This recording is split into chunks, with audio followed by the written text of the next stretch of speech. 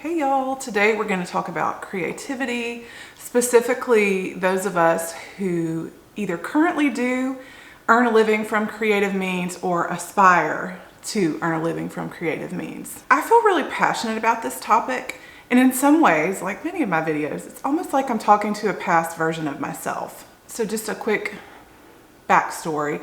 I worked in corporate for 15 years in banking and insurance in a variety of different roles. I got downsized from my corporate job in the wake of a merger, and that's when I started shifting over to supporting myself through creative means. That is my food blog. For those of you who don't know, I'm a professional full-time food blogger. It's how I support myself and my family. And if you want to know more about that, I'll link my other channel here. But this applies to all types of creative professionals. Anyone who supports themselves from creative means, that is, making something from nothing. This includes, but is not limited to, musicians, writers, actors, photographers, composers, singers, designers, filmmakers, entrepreneurs, and probably many more that I'm not even specifically listing here. Those who currently are in this role will probably get a lot of validation from this video and maybe be like, oh my gosh, thank goodness it's not just me. Those of you aspiring may be like, I never quite thought about that. Or maybe you'll have a few ahas and a few reframes. The first thing is people will think that you don't work. I say work anyway, and work in your own way. I mean, I gotta admit, like, I kind of feel like the Chandler Bing of my friend group. And if you know Friends, you probably know what I'm talking about. I don't feel like those acquaintances, especially those that are more like casual friends, like have any idea of what I do on a day-to-day basis. Most of them think that I'm a stay-at-home mom, which I'm not offended by. That's a very honorable choice. It's just not what I'm doing over here. Many of my days may actually look more like a stay-at-home mom because my schedule is flexible. A lot of the things like the kids' doctor's appointments and shuffling them around to and from camps and schools and activities happens to fall on me because I have the ability to set my own schedule. But then I'll get comments like, what? Your daughter's in childcare? Like, why? How do you justify that? And I'm like, because I work full time. Now, the second thing you need to know is work hours may not be static. And perhaps this is why people have a hard time wrapping their head around the fact that we actually do work. So allow me to elaborate on that a little bit. When you support yourself through creative means, you don't have the ability to block in your creative inspiration into business hours. This can be confusing to some people because it may look like we're never working, when in reality, on the inside, it feels like we are always working. How so? Well, creative inspiration can strike at any time.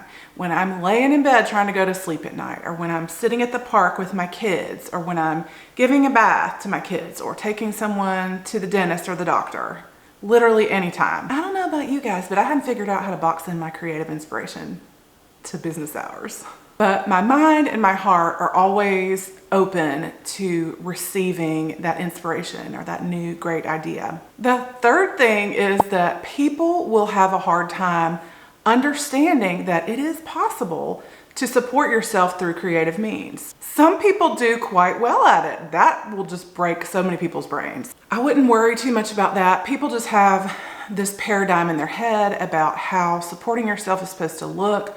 When you do creative work, there's no certain way that it's going to look. Like I said, some people do quite well. My little business, my food blog, had the best year ever last year, and for that I'm so proud and thankful. Let me be clear though, if you don't make any money, it does not make your art any less special or valuable. I just want to really address this because so many people literally cannot fathom the possibility and really misunderstand the potential for creative work to yield massive financial abundance. I also want to mention again that creative professionals oftentimes provide intangible support to their spouses and to their families. Because we work those non-traditional work hours, a lot of the home task may fall to us. That is extremely valuable and it's totally an important contribution, and I see you and your contribution to your families. There is a flip side to that financial coin, y'all. Once you start making money and making money on a consistent basis, this tricky thing starts to happen. You start to depend on that regular income source. When you start to rely on that, and especially if you have a family or other people that rely on you for that income, creative work can get super tricky. This is a nuance that never much occurred to me until I stepped into a creative role.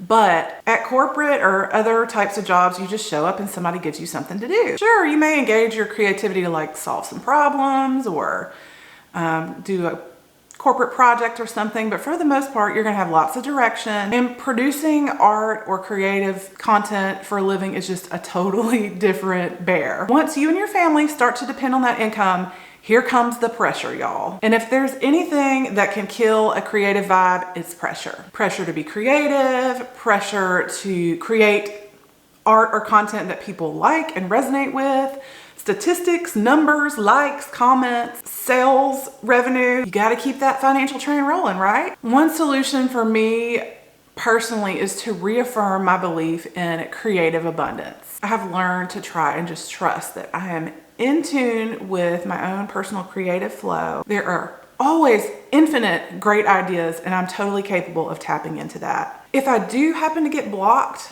my creativity kind of shuts down, that's like a dashboard warning light on a car for me personally. I like metaphors, but hopefully that makes sense to you guys. It's like an indicator light saying, hey, something's off in life right now. Pause, take a step back and look at what you're doing. Something's not working. This is such a gift, but it's also can feel like such a curse because when your creativity shuts down and there's that pressure, it's like, I can't describe to you the feeling of getting squeezed. It's like, oh, well, I need this to continue, but I can't right now. Like something's wrong. Which brings me to my next point. Creative people need self-care and great boundaries. When I get blocked, or even if I suddenly am like not enjoying my work anymore, I know it's time to take a step back and evaluate. Something's off. How do I know this? Because for me personally, most of the time it's pretty hard for me to create when I'm in life chaos or high stress or a place of extreme scarcity. Now, I know this may not be true in all cases. In fact, a lot of people have used art or music as a way to tap into those miseries or negative feelings. That's just not how it works for me personally. I may be able to draw on a negative experience, but it's usually after the fact. Like I've stepped back and processed a bit. When I'm in the midst of something going on, I shut down creatively. But what a gift to kind of be forced into this way of being that forces you to be in touch with your total well-being as a person. Sometimes it can feel like a curse, especially if I'm having a hard time like trying to figure out what the heck is wrong. But it has forced me to stay in tune with myself and to care for myself better than any other season of my life. Also, for me personally, when I get blocked, usually it means I'm up in my head. So this may be true for a lot of you INFJs, INTJs, those of us with introverted intuition and or introverted thinking or feeling. We get in these loops in our head and we just are trying to work something out. And for INFJs, which is my type, it's like NITI. It's like, I'm trying to solve a problem in my head and I just get stuck in thought land. And what I need to do personally is come out of that, step back into the physical, maybe get some exercise, stretch, walk around, move my body. Also sleep. I need good quality sleep like I need to breathe, y'all. It sounds dramatic, but that is not an exaggeration. When I don't sleep well, everything tends to feel stressful and hard and intense. I also need a lot of spaciousness and downtime. This is something that I'm struggling with right now in this current moment. I have a lot of demands on my time. I'm a mom of small kids. I'm a wife. I'm a business owner. I have lots on my plate. And in order for me to create, I need these periods of time where I'm just like doing nothing. That is hard to come by during this season of my life. Also, again, since those work hours are not static, you need to kind of give yourself some blocked off time to work on things.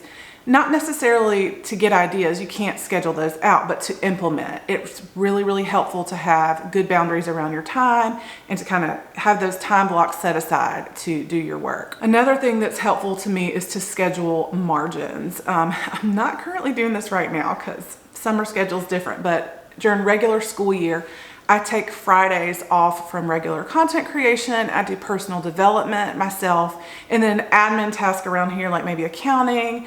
I have this place that you're seeing right now. This is my content creation studio. I do not live here, but because it's a residence, it's a building, I have things to do that I need to take care of. Cleaning, maintenance, things like that. have the AC and heating system that need to be maintenance, just like stuff like that. I try to put all that on one day, as well as schedule in something fun for myself, maybe a hair appointment, maybe an extra long walk, anything like that. Also, when we kind of get into creative flow, we can tend to like go hard and just kind of stay there. And it's like this intense period of like, I gotta catch it while it's here. And that can be very draining. So again, you need to take those times of stepping back, recovering, resting, and just doing kind of nothing. The next thing is how much creative people love other people's art and other people's creations. I get so inspired by other creative people, and I totally get like what I call creative crushes on other people's art. Not like in a weird way. Some people just have the ability to move me with their song or with the written word. Those are probably my top two most likely, but it really can be anything. I'm a big Spotify user. When I'm here in the studio by myself, I constantly have music going all day long, and I use that intentionally to kind of set my vibe for whatever it is I'm doing that day. And last, it may be extremely helpful for you, I know it has been for me, to be active in other creative things that you don't earn a living from. It helps us to kind of like align with that creative flow and kind of get those creative juices flowing, and it takes the pressure off. You can do this in your own field of work. It doesn't have to be something different. I prefer to like go into a totally different field. So rather than writing and photography and recipe development, which is my other gig, I will start playing the piano. I'm also a member of my church choir, and I love to sing. I may not be the best at either of these things, but it brings me so much joy. And not just the creative energy of that, but the relationships that I have with my choir friends and just like being around other creative people. It just feeds my soul. Bottom line, participating in other creative things with no pressure, it can bring clarity to your own self and to your own art. And plus, it's just really fun. And I know sometimes our work can feel like it's not quite as important as other types of work. Like, for example, we're not like doing brain surgery or flying anybody to the moon or anything like that. But I just want to say to my fellow creatives, never forget how important and powerful you are. Creators are the people who literally shape life in real time. Creators shape life experience for everybody else. And to some degree, we're all creative. In addition to like making the actual physical structures that we see in everyday life, creative people have the power to shape our perception of reality through storytelling. And that is huge. That process to me personally feels very sacred, very divine. It's something that we should protect to keep pure. That's my little idealist opinion on things. Maybe I'll get some more on that later. This video is already kind of long, but I hope you found some value out of it. Are you a professional creator or a professional artist or musician? I would love to hear about it. Leave me a comment and let me know. Do you aspire to be a content creator or a professional creator? I would love to hear about that as well and kind of cheer you on. And to my fellow creatives, big hugs and high fives, and keep doing what you're doing, and know that I see you and I'm thankful for you and I honor you. If you enjoyed this video, or if you learned something or had some aha moments, give it a thumbs up. Subscribe to my channel for more videos on personal development, creativity, and intentional living. Thanks again for being here. See you in the next one. Bye.